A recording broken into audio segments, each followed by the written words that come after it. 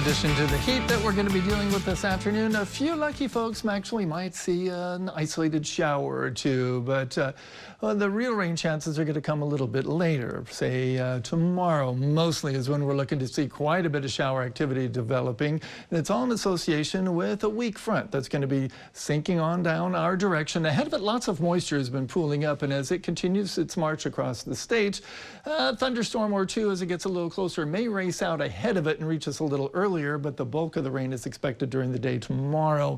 And then if this front continues to kind of hang around the area, because some of the models tried to brag it a little further south, but most of them kind of keep it right on top of us through the day tomorrow and even into Friday. The Weather Storm Prediction Center now says we have a marginal risk of severe weather in through the northern ranch country. Most of us are going to be in the general thunderstorm category, though, and this is the lowest level of the 5 categories that the Storm Prediction Center uses for severe weather. So the chances are going to be small. Hail, yeah, not looking for it. The most likely issues we'll be dealing with will be some pockets of some heavy rain. 1 to 2 inches will be a real possibility in a couple of spots.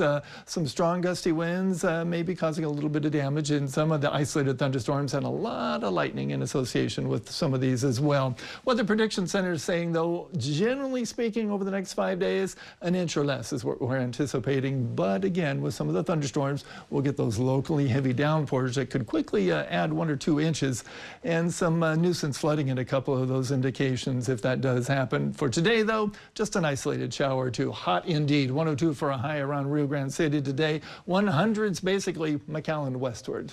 East of that, generally the mid to upper 90s, but you factor in the humidity, that's when we're dealing with the heat index issues this afternoon. Tonight, increasing clouds and increasing rain chances. Lows tonight in the mid to upper 70s. Then tomorrow, rain is likely with a strong thunderstorm or two possible. Lows tomorrow, though, only going to be in the lower end of the 90s instead of closer to the triple digits that we're seeing this afternoon. Out in the tropics, Hurricane Gabrielle is still an impressive storm, 110 mile per hour winds, moving quickly for a hurricane off to the east-northeast at 25 miles per hour. That's pretty fast for a hurricane, and it will continue to fall apart as it moves further and further into the eastern Atlantic. Meanwhile, we're a little more interested in these 2 tropical waves that the National Hurricane Center now have 90% chance of this one developing and 80% chance for that one to develop over the next few days. So we'll continue to watch them.